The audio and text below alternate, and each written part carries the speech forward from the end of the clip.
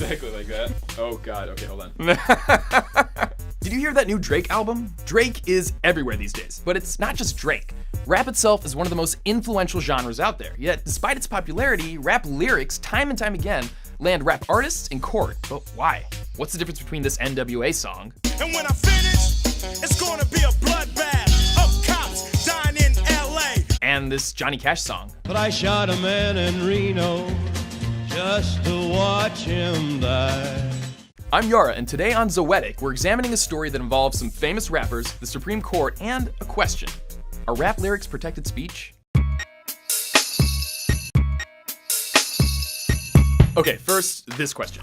What is free speech? The First Amendment says Congress shall make no law abridging freedom of speech. But there are exceptions.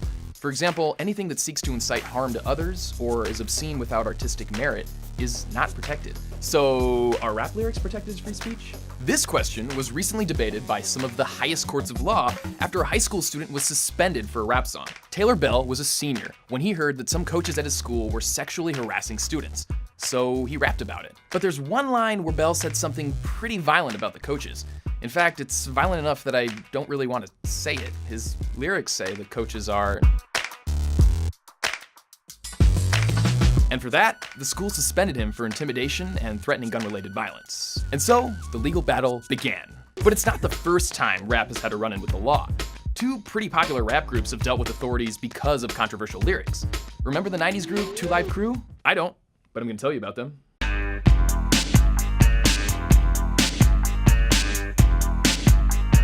Now, do you remember them? That was their hit song from the 1989 album, As Nasty as They Wanna Be. That album stirred up a ton of controversy. Local police even tried to block the record from being sold. Can you imagine that happening today? One of the group's members, Luther Campbell, said that this violated his First Amendment rights, his freedom of speech. But a federal judge disagreed, ruling the group's lyrics were legally obscene and without artistic merit. This had never happened before with rap lyrics. Police even began arresting 2 Live Crew at their own concerts for performing obscene material. But that ruling didn't hold for long. Soon, a higher court said that the lyrics did constitute free speech. The publicity blew up their popularity, and As Nasty as They Wanna Be went platinum. Okay, now remember NWA? They faced a similar situation for a song about police brutality and were banned for performing it while on tour. According to Ice Cube, police would regularly read them obscenity laws before they'd hit the stage. NWA never went to the Supreme Court, but they did get a warning letter from the FBI over the violent lyrics of the song. Okay, so fast forward to 2015 when the case of a little-known rapper made it to the Supreme Court. This time, the question was whether violent lyrics equal an actual threat of violence. Anthony Alanis posted to his Facebook page what some people took to be threats, but which he claimed were rap lyrics. For that, he spent more than 3 years in prison, just for the lyrics. Even PETA... What?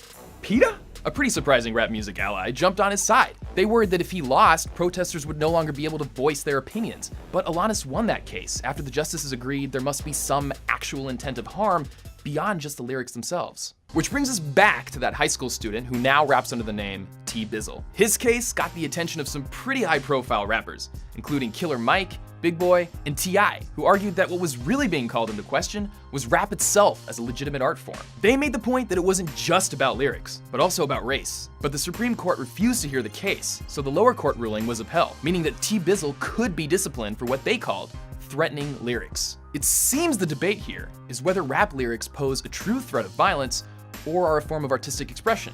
But who's in charge of drawing the line between reality and imagination? If history is any indication, lawyers and judges will continue to question the artistic merit of rap.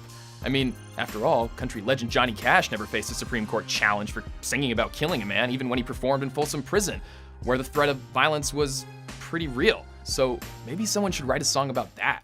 So I didn't know too much about these rap groups before we made this. Can you imagine something being pulled off of iTunes or Amazon or what have you? I guess that's what could happen and what has happened. If that's something you're interested in, it's something that I'm interested in, subscribe and we'll find out about it together. Thank you for watching.